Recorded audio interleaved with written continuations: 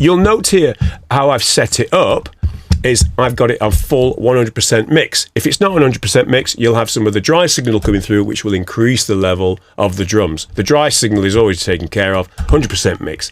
You'll see I've got a pre-delay of 1 millisecond. Now, that 1 millisecond for me is enough just to differentiate between the actual transient of the drum hit and the reverb itself.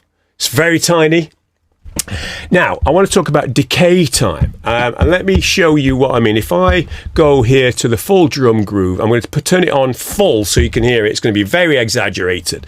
Now, decay time, it defaults with a decay time of 2 seconds, which sounds like this. Now, that is that swampy mess that we're talking of, which we don't want. Who wants their drums to sound like that? That is not the point of this. The point of this exercise is to create glue and cohesion. That is not glue and cohesion. That is a swampy mess. So how do we get around that? Well, let's start with a very, very short decay time. And we'll go...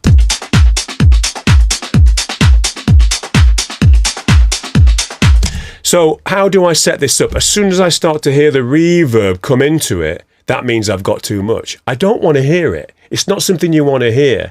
Of course, there are times when you will want to hear it. You want to create that sort of room sound. In this instance, with this type of music, I want it to be buried. I want it to be sort of, you know, inaudible is the word I was looking for. So I'm going to move my decay time up until I start to hear it and then bring it back.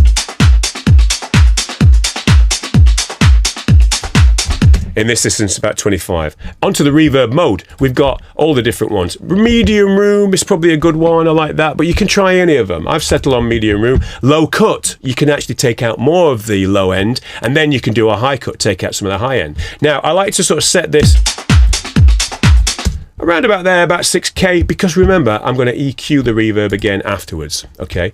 And then depth. Now, this is an interesting one. It's the difference between, you can actually create a 3D space. Not only is it the difference between left and right, but it's also the difference between forward and back. If you want to set something back in the mix, you can push the slider this way and it will set it back further forward in the mix.